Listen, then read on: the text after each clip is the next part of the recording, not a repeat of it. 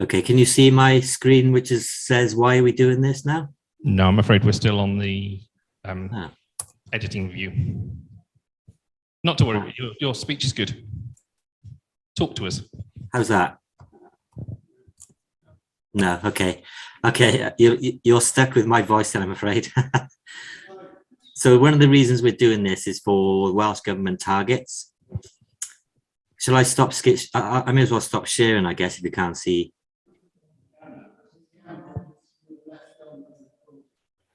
Yeah, we can see it now. So can you see statutory recycling targets? Yeah, that's what we're on. Yeah. Okay, great. I'll just carry on this view then, I think. Right, so as you can see there, the target for 2025, these are Welsh Government targets that we're aiming for. And the 2025, which is where we've aligned our waste strategy, is 70%. We're currently falling a little bit behind targets, and we're hovering around about the 60% mark. So we do have a fair bit of catching up to do. Okay, so this is why we developed our waste strategy. And the waste strategy has got 7 overarching aims and objectives. And under each of these, which I'll go into in a little bit further detail, under each of these 7 points, we've got a range of activities that are designed to help us reach the 70%.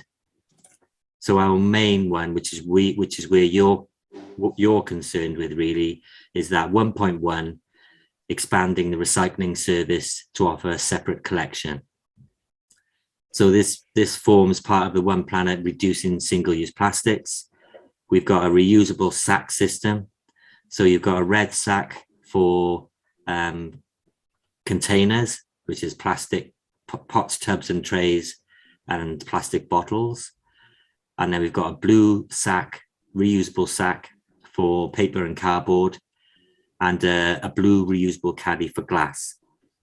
So this is important for our quality of material, because what we found in the green bags is people put all sorts of stuff in there. They hide things in the bags. They put the incorrect items in the bags. There isn't any opportunity for our operatives to intercept those. So they go to our MRF, our materials reclamation facility over in Lambie Way, where the bags get split open. Single-use bags, the green bags that we currently have in most of the Cardiff, they get split open. The glass goes up a conveyor belt, gets caught in all the machinery. You get broken glass mixed in with paper, and the material quality is just awful. Residents are putting things like food, nappies, plastic bags, plastic film. It all gets caught up in the same machinery. We have it's hand sorted by operatives in the cabin who pick out the contaminated materials. And we have found during our first phase of the sack sort system that our quality of material has improved drastically. So we've gone from about 30% contamination down to around 6% contamination. So in the areas such as Radyr, where we've already started offering the service, we've already seen a vast improvement in the material quality.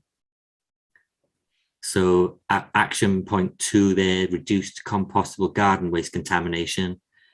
Again, green bins, people hide things in green bins. They put their rubbish bags in the bottom and then put a layer of grass on top. As you can imagine, that goes through the composting system and causes a mess. So we are working in certain areas to try and help reduce that contamination. So the first aim there about improving quality. So secondly, and there's a whole range of activities here, and increasing the participation and capture of recycling. One of which I wanted to highlight for you really is the point 3 there, and that's recycling in flats. So where we've got the red and the blue and the glass, we're going to roll out a similar system in flats. Now this system here, where they'll have one red wheelie bin, one blue wheelie bin, and one glass wheelie bin. That would be for a block of flats, say up to about 6 properties. So we're talking smaller blocks where they'll have a wheelie bin system shared between the 6 residents there. We've got about 3,000 of those blocks across the city. And then the larger blocks then will have larger size bins. But obviously that's a little bit later on in the system. We are going to be rolling that curbside first before we start concentrating on flats. But there's other things like household waste recycling centres. Our household waste recycling centres are already at about 85%. There's not much improving we can do there, but there's always those little few percentage points that we are trying to capture. So that's involving more contracts for reprocessing harder to reach items like mattresses, carpets, wood. We are picking those items out at the household waste recycling centre for recycling. So I'll move on to opportunities. Number 3, increasing opportunities for people to recycle. So you may have seen this in Radyr Hub. It's called a mobile or community recycling zone. So if you've got any small items like waste electricals, we're doing Tetra Packs, CDs, DVDs, books. And the idea is that instead of having to drive to Lambie Way, you can walk to your local centre, which is normally a hub, and deposit those items there. We go there, collect once a week, twice a week, depending on how busy the hub is. But it's just an extra opportunity for people to be able to walk to a local centre and recycle some of those harder materials that would normally go in your wheelie bin. And so they're proving quite popular. We're trying to expand those so that we're hoping to get them in every hub. At the moment, they're in about 5 hubs, which you can find the information about on the website. So sorry, I'm going to move swiftly on because we're going to run out of time. So using data, composition analysis there, pink sticker, these are the ways that we're trying to improve the quality and use data to drive activities so that we know what materials we're targeting. So composition analysis, I will come on to that at a little bit later on, just to explain how we decide what we're going to do. Reducing single-use plastics. Again, this is a big item from the One Planet Cardiff, which is reusable bags for recycling, reducing single-use plastics across the city, and we're promoting this refill scheme. So hoping that people will remember to take their reusable plastic bottles with them rather than buying a single-use plastic water bottle when they're out and about. Take a bottle with you, a reusable water bottle, that could be refilled then across various locations in the city. Number 6 is about repair, prevention, reuse and repair.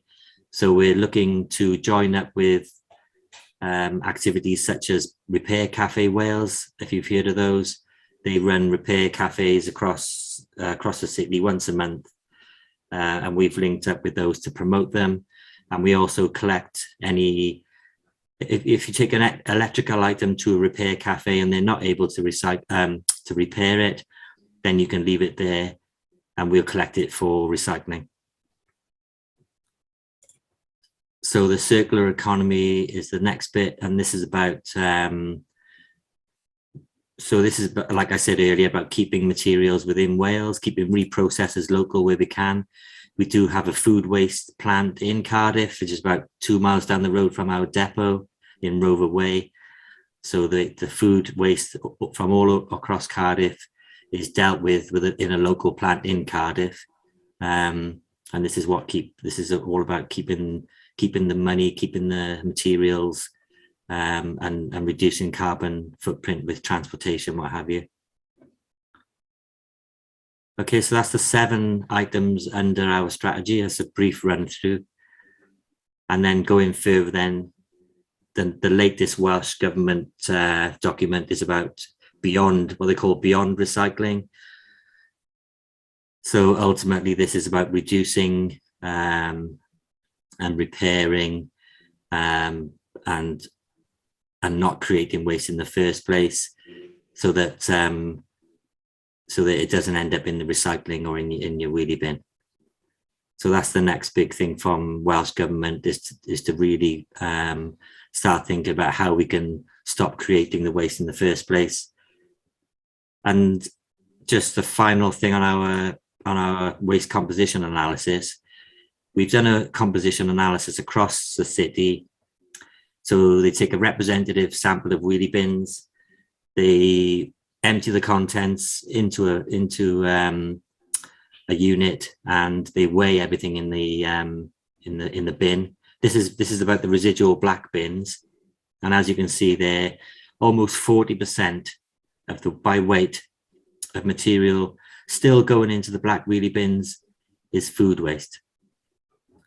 So one of our big targets next year, on top of the sack sort system to improve the quality, one of our big targets over the next few years will be the food waste participation. So we're encouraging everybody to stop putting their food waste in their wheelie bin, which is collected fortnightly, and move it into their brown caddy, which is collected weekly. And that will help us to reduce the amount of food waste we're sending currently to the incinerator. And just a final slide then, just to show you the performance. We have dropped down a little bit on the target. The target is the red line, and the blue bar is our current performance. I think recently in our latest figures, we have just popped over the 60% mark, but we've still got a good way to go, about 10%. So I'll stop sharing this one, and I'll just do a quick share with you on my other screen, which is basically, where is it? I wanted to share with you, if I can find it.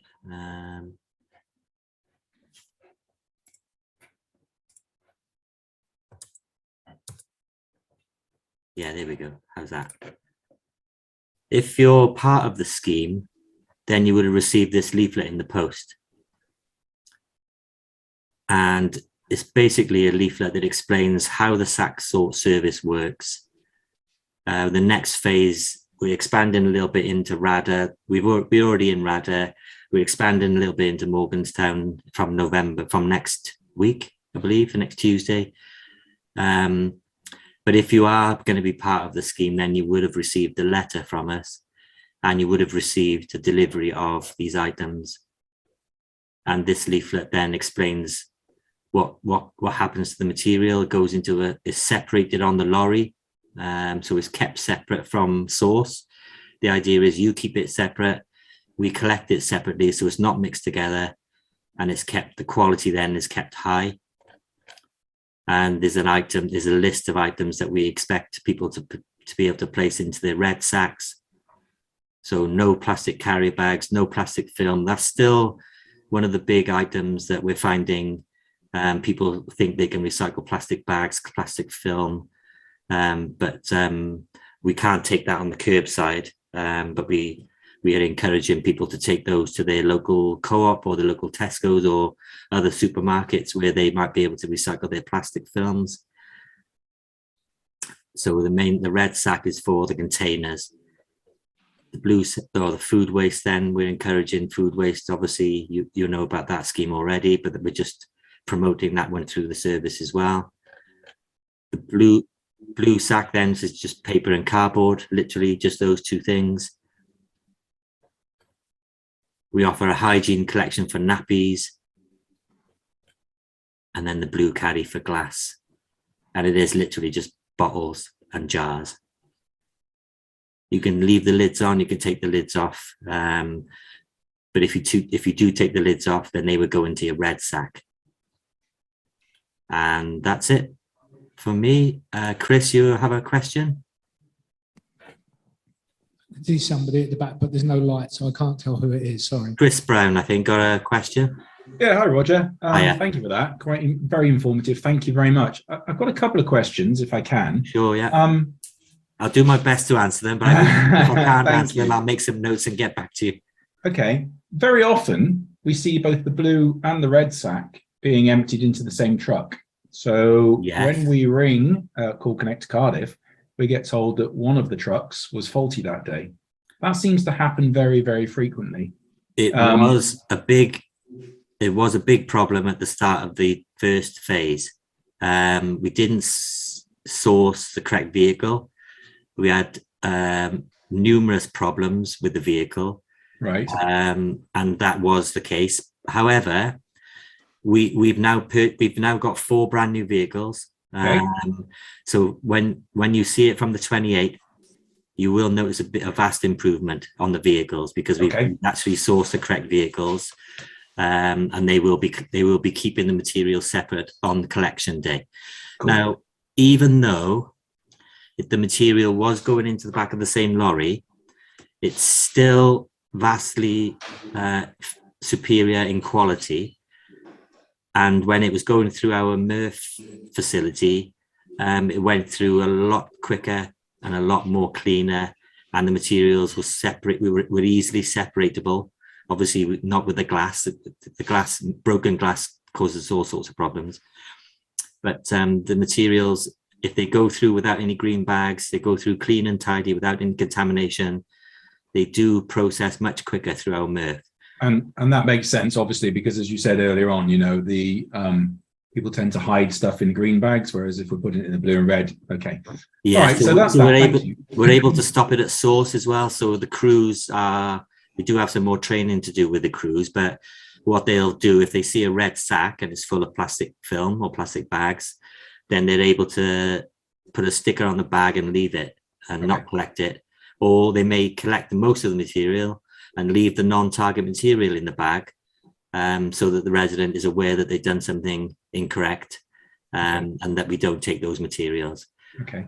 But we find that sorry, go on. Yes. I was going to say second question, if I may. Thank you for answering. Sorry, that. yeah, go on. So I live in an area of Cardiff that, for whatever reason, always seems to be the pilot scheme. Okay, and we were one of the first to get the red and blue sacks, and it was a pilot scheme. It was a trial.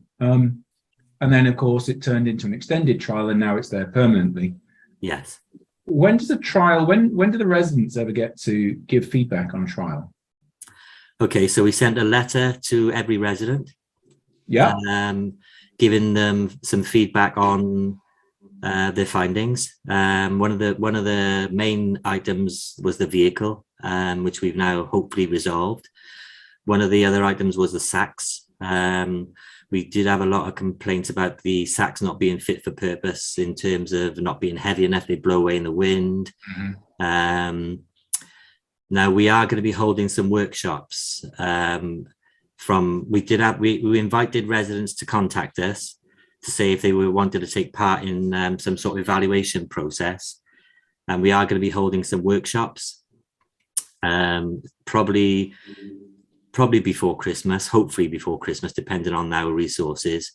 We hold some workshops whereby we're going to be giving residents the opportunity to find out why we chose those sacks, and what the alternatives that we considered were. So I don't know if you're aware of some of the other authorities, that particularly there's, I think Blaenau Gwent or Merthyr or some other local authorities use a trolley box system with stackable boxes. Now, we did consider using those, but they're about 80 or 90 quid each. And if you imagine 190,000 of those, the budget just wasn't there for it. So the sack system is a compromise, because there were some problems with the artwork. There were some problems with the Velcro. The crews find them difficult because there's no grab handle on the bottom. So it is a compromise. We do appreciate that. But in terms of cost per unit, replacement costs if they go missing, they are you know, as part of our options appraisal, they were considered the best that we could afford, basically the best to do the job that we needed them to. Okay, all right. But No, I understand. I mean, I get there are compromise. Yeah, clearly, you know, it's another thing for us to store. In some houses, that's not an issue. In other houses, it clearly is going to be a challenge to be able to do that. But yeah, and we'd appreciate that we did start the trial in an area like Radyr where people do generally tend to have a driveway, Yeah. a frontage and what have you. You'll find in this next phase, we are trying some harder, more difficult, you could say, areas. There's inner city areas such as Splot. We've got areas without frontages. We've got large, high density areas in Grangetown that we're trialing this, that we're putting onto the scheme now from November the 28th. And we're doing, you know, it's a learning exercise. Each phase we're rolling out. This next phase is 5,000 properties. And each phase will bring its own challenges and learning opportunities for us. And then, you know, we'll find out how it goes. And hopefully by the time the next phase comes around, we'll have some answers on how we can tweak things to make it better, even better next time. well, But yeah, it is a learning process and it is a compromise. But as I explained under the way strategy, we do feel that this is the way forward, really. okay. No, Roger, can I? Thank you. Thank you. We've just got someone else. We've got one more question here. Sure. Yeah. And I think that's probably all we're going to have time for. Thank you. Yeah. Hello.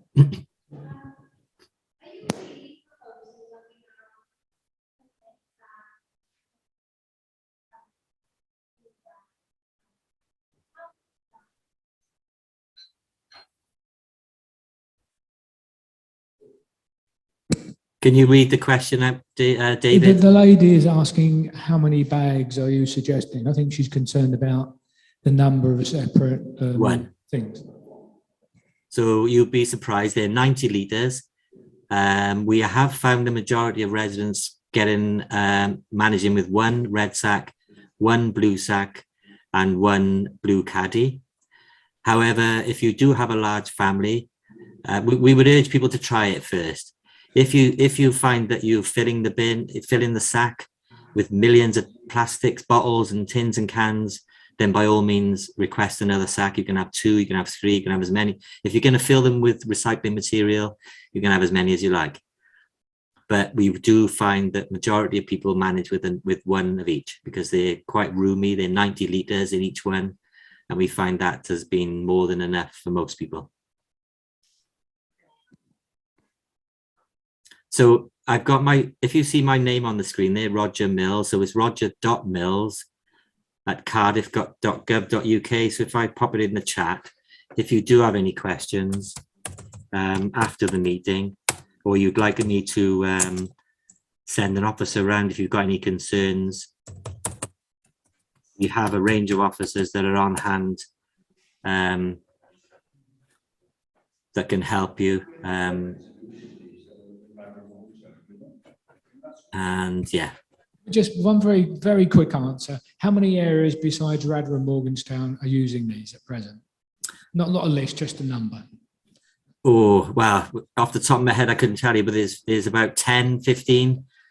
Because what in this phase, starting in November, we are trialing a rural round.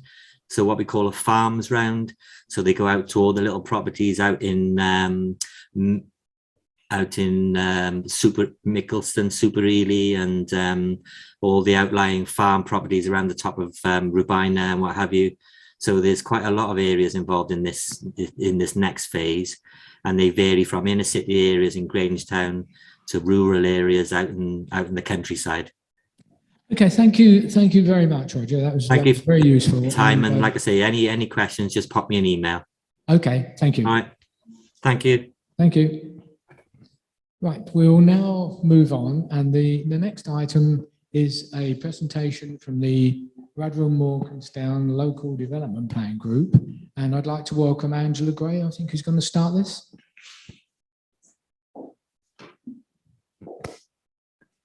Hello, everybody. Sorry. I'm Angela Gray. I'm the chair of the Radyr Morganstown Local Development Group. We were formed earlier this year. Is that better? Right, thank you. We were formed earlier this year at the suggestion of Helen Lloyd-Jones. We are a group, an independent group of residents who are concerned about the possible implications of the replacement local development plan. We are affiliated to the Radyr Morganstown Association, and we have a web pages on the website, which I hope you will investigate. We've also got links with the community council. In fact, some of our members are actually community councillors as well. We are also ably supported by our county councillors. That's Helen Lloyd-Jones, as you know, and Callum Davies, both here tonight, which is lovely to see you. And they have been really helpful in getting us some inroads into meeting with councillors, even the leader of Cardiff Council, and also the planning officers who are leading the replacement development plan. So our aim, as I say, is to understand and make the community aware of the process of the replacement local development plan. And we also want to form links with other groups around Cardiff who are concerned also with the process. The specific area that we're interested in for our community are the fields at the back of Pantowel Lane and across to Ridlava, around the back of the golf course. You'll probably know them as a place of footpaths and lovely open vistas towards Penturk. And we feel that it's really important to try and protect those and keep them from excessive development. We're not against a new development plan. It definitely has to be in place, but we do need to make sure it's a good one and that it doesn't only reflect the aspirations of council members and planning officers, but it also takes into account residents' views of how the city should develop. So what have we done since our inception last February? Well, we've tried to raise awareness within the community by talking to lots of different groups. We have provided information on how the local development plan is progressing. And we've collected information and evidence on various aspects which may be useful in making our case. And we're trying to keep people informed about how they can use the information and evidence available so that they can make their views known themselves and hopefully influence the outcome. So we've done this in a variety of ways. We've published this leaflet, which I hope you've all seen. And if you haven't, there's another one on your seat here in the hall. And it's available on the RMA website, as I said. If you look under groups or clubs, then you'll find us there. Some of the text on this is rather out of date, but it's a really valuable leaflet in that it shows on a map the areas that we're talking about. Only those areas which are very close to ourselves. There are other areas up for potential development all the way up Lantrisant Road, the ones that haven't already been used. And also, of course, the plan is for the whole of the Cardiff area. We're putting articles in the Radyr chain. I think we've been in every single edition since March. So we hope we're keeping people informed through that. And just recently, supported by the Community Council, we have been able to engage a professional PR consultant. And she has been producing press releases. We've had 2 so far. And that's really sort of challenging the council about some of the things that, some of the information they're using or not using, or wanting to know how they're using it in preparing their plan. So look out for those. And I gather we might even have a Welsh language radio broadcast on Wednesday this week as well. And most importantly, we've been having meetings, face-to-face meetings with council members. We've had the leader of the council out walking in those fields to see for himself what they are and what they mean to our community. And we've had a meeting with the chief planning officers too, in fact, and the officer who's in charge of developing the plan. And I have to say they have been very forthcoming in wanting to engage with us. So we have to recognise that. And they have actually offered to come to an RMA meeting in the future. And I think we should certainly go down that route, because I think it would be very useful to have them here so that people can actually ask questions in person. Peter will now explain a little bit more about where we're going and what the next stages are. But please look out for an opportunity to come yourselves, hopefully in the new year during the next consultation phase. And we will try and get somebody here to actually say in person what the plans are. So I'm going to now hand over to Peter, who's got lots of interesting slides for you, much nicer than listening to somebody talking. So Peter, it's all yours. I didn't discuss with you before. Yeah, okay.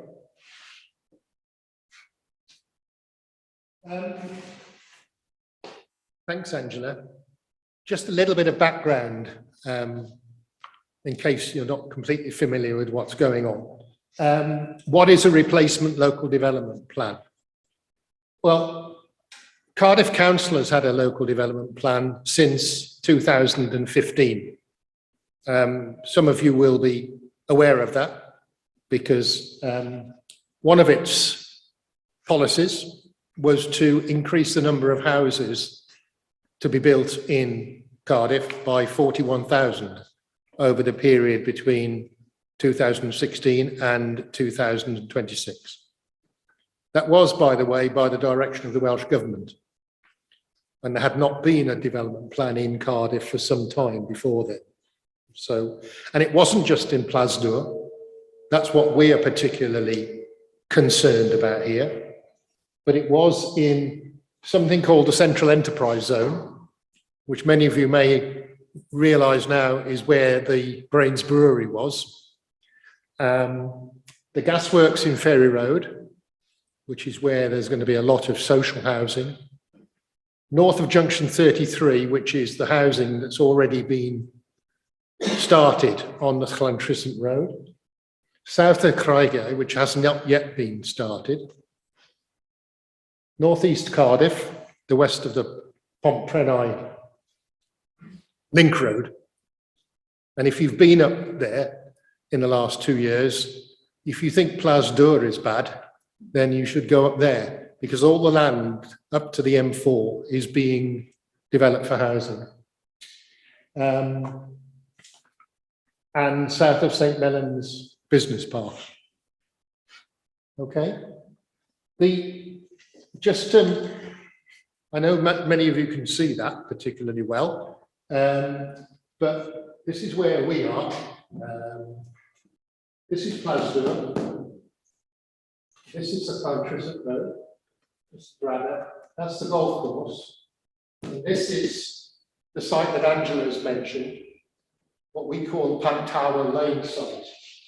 The red indicates that it's in the current development plan, is land that's identified for a strategic reserve if it's required over the period to 2026. There's also a piece of land right in between, just before you get to Groesfine. Now, I'll come back to that in a moment, but the one fact we must bear in mind is that we all probably missed a trick 3 or 4 years ago without realising that this land has already been identified in the current development plan. But anyway, not wishing to be negative. The other sites, just in case you're interested, this is the land, this way, Pontprenai, St. Helens, Central Zone, etc., etc. We'll come back to all of those in a moment. Sorry.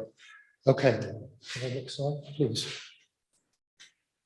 As Angela's mentioned, the council is currently deciding on the strategy for this replacement local development plan, and it has 3 options. This was all decided at the end of last year. Is to have 2,140 more houses, 7,640 more houses, or 14,790. I'm always suspicious of exact numbers like that when we're talking about things in the future, but even so, that's where they are. The Their strategy of those three will be released in January, and there will be a 10-week consultation period. It will go to the council probably sometime beginning of the year, Callum and Helen, and then be released.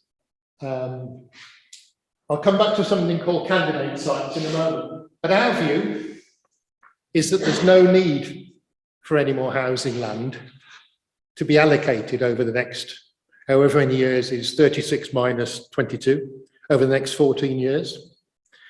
And so why? Thank you, sir. And thank you to Nick Holmes for this background work.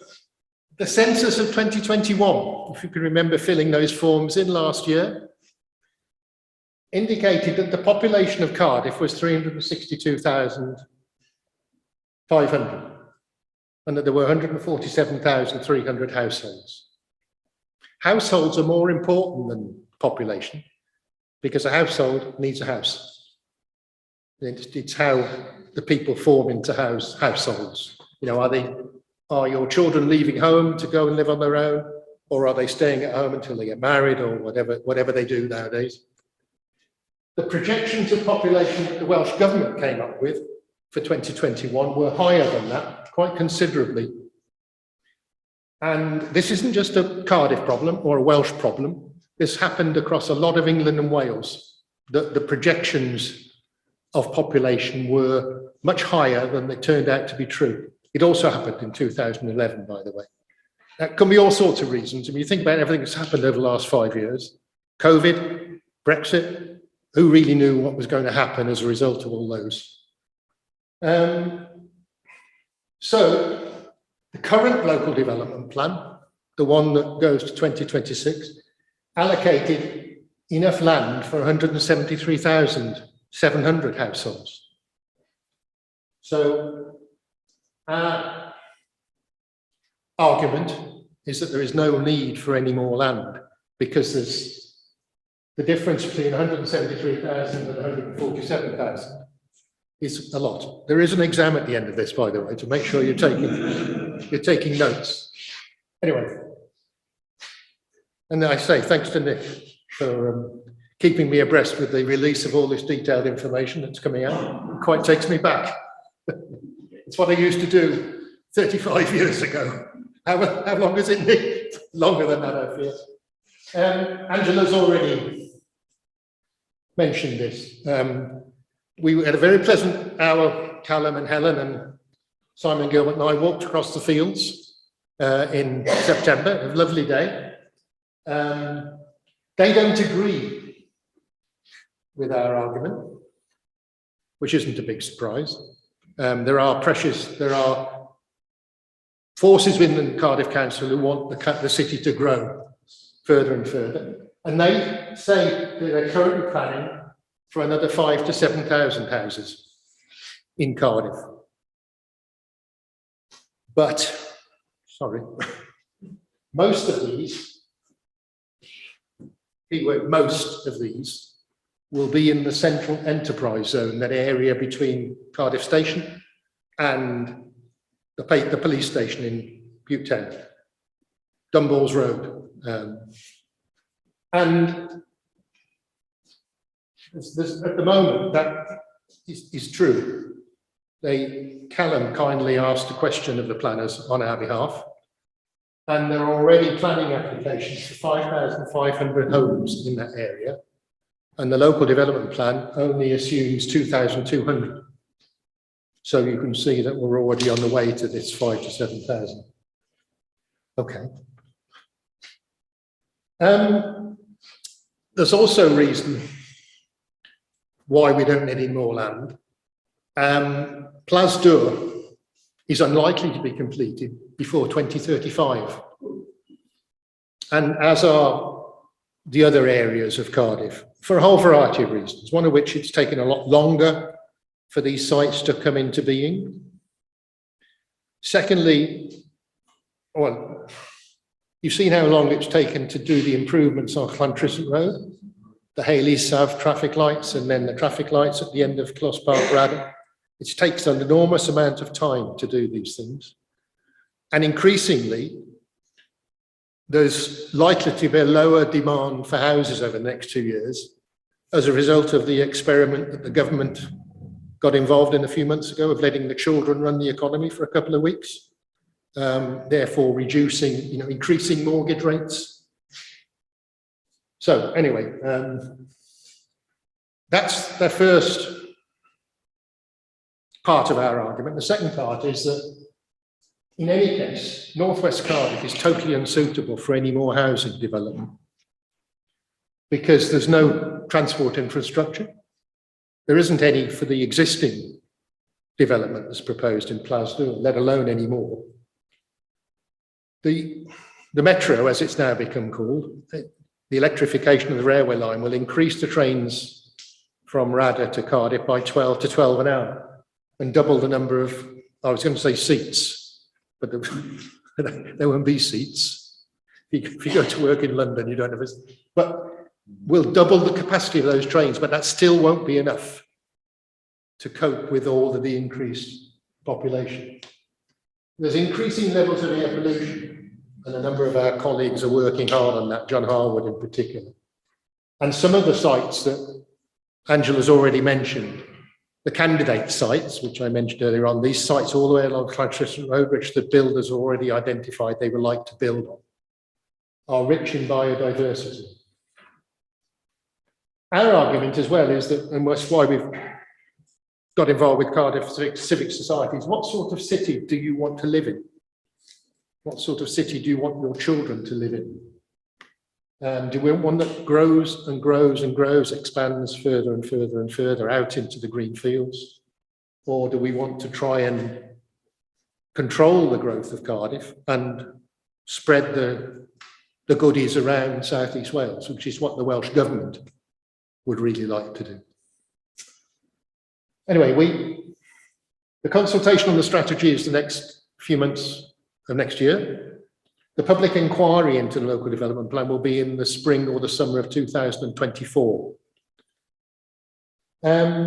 We will continue to argue. Fight is probably too strong a word, because we do have quite good relationships with the planners, and we're not sort of fighting hard. We are working positively with them, but who knows? How can you help? If you write to the councillors, Hugh Thomas let slip when we met him, or Helen told us when we met them, that Hugh Thomas had more letters in his postbag since the council came into being about the development of the land at Punt Tarwell Lane than any other issue in the facing Cardiff Council. And going back to the waste strategy, there are some considerable issues facing Cardiff Council over the next couple of years, financial as well. I mean, facing all of us, but they're facing the council. So if you'd like to increase that postbag, please do, or write to the AMs or the Welsh Government. But our website, if you look on Cardiff, radyr.org.uk, Ian put a site for us on there. Go to RMLDG and it tells you all about how you can continue. And as the civic society say, well, it was actually Bob Crow, the old late leader of the RMT, said, if we may not win if we carry on fighting, but if we don't fight, we will certainly lose. So thank you, David, and thank you, all of you. You haven't fallen asleep, so I appreciate that.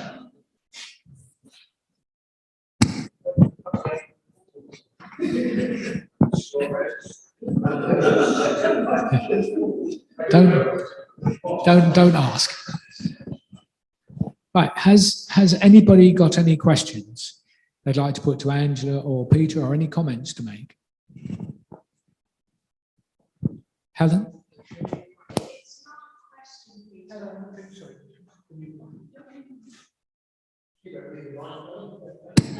She needs a mic, or people on Zoom won't hear her.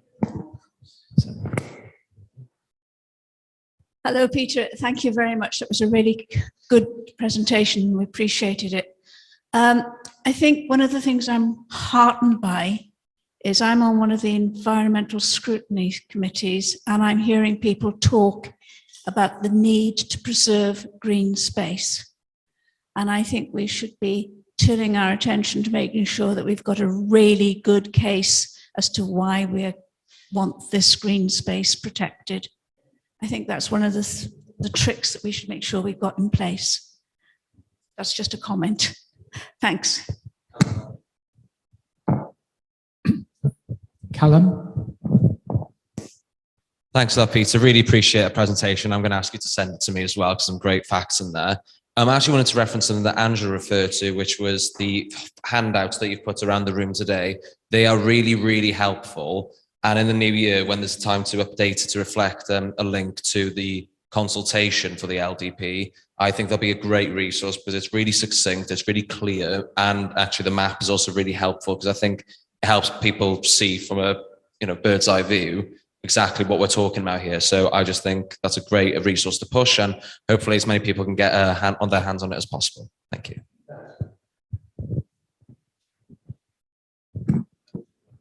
Thank you. Are there any more questions? Anybody on Zoom have a question?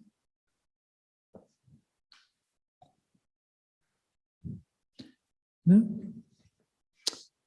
Okay.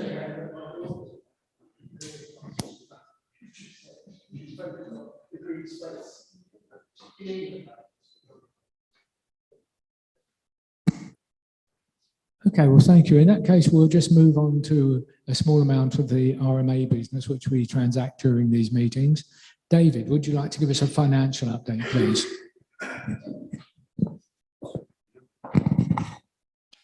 Well, we're into our 11th month of the year. We've got one more month to go. We've got one big event, which is the Christmas lighting. But in the year to date, we've raised funds of £17,450. That's the festival, the Jubilee, and some subsidiary amounts. Obviously, we've got expenditure against that. So the festival, we raised 14,500. We've got costs of nearly 6,000, but we gave the charity 5,500. Jubilee, we raised 2,500 with costs of just over 1,000. And we've had other costs through the year of 2,600, which was made up of the printing of leaflets, which we've had a contribution from Danes Courts and Fagans councils towards. Insurance, the website and Zoom, we bought equipment, and we've got Halloween stock, which we haven't used yet. So that's in the balance sheet. So we've spent £2,605 on other things. So our balance sheet is looking pretty healthy. We had £5,160 the beginning of the year. We've now got £7,348. We've got stock of £345 ready for the lighting, and we owe Headway a further £95. Of course, they will get more because they will get a contribution from the Christmas lighting. Okay. Any questions? Okay. Just to mention the Christmas lighting, the next thing, Christmas lighting is on Friday, the 2nd of December. There will be lights switched on at each of these 3 large Christmas trees. One in Morganstown, which will be switched on, I think, at 6:15. And I think there is supposed to be some entertainment there by Gwaelodigath School from 6 o'clock. The lights in the sidings will be switched on at 6:25. And there will be some entertainment from Radyr peoples there, I think from 6:15. And then the combined primary schools from Radyr Primary and Brynderry are going to be singing carols at the Methodist Church, and then in Windsor Gardens, where the lights will be switched on at 6:45. And at 7 o'clock, we will be switching on the lights in Station Road. And we're reliably informed that Santa will be coming along to visit some of the little children about 7:05. So there will be stalls, there will be a barbecue, there hopefully will be mulled wine. So please all do come along. We forgot who's switching the lights on. Yes, the lights are being switched on by Darcy Carrier, who's Miss Wales 2022. Okay. Can I just say, all the people that switch lights on are the people that are chosen and got by the charity. It's not somebody that we necessarily know. Thank you, David. I don't think she is, but never mind. Might be a bit cold for that. Okay. The other thing I briefly wanted to mention was the festival, the May Festival. Obviously, there's quite a bit of planning now going on for this. There was some confusion earlier on because, of course, the government hadn't announced what was happening with the bank holiday, because the middle Saturday of our festival, when we normally held the concert in the park, is now going to be the coronation day. And unfortunately, they didn't take our concert into the park into account in this. So we've had to move things around a bit. The concert in the park will now be on the Sunday.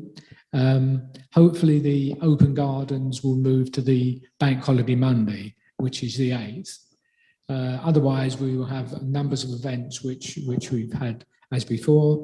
We're going to start with a fete, which hopefully will be at the primary school on the 29th of April.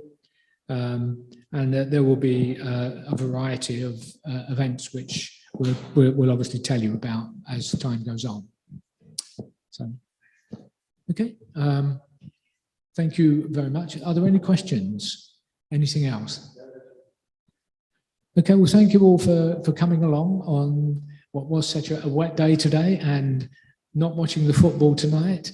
But some people, I think, have been recording it. So thank you all very much. And we'll see you at the next meeting. Thank you.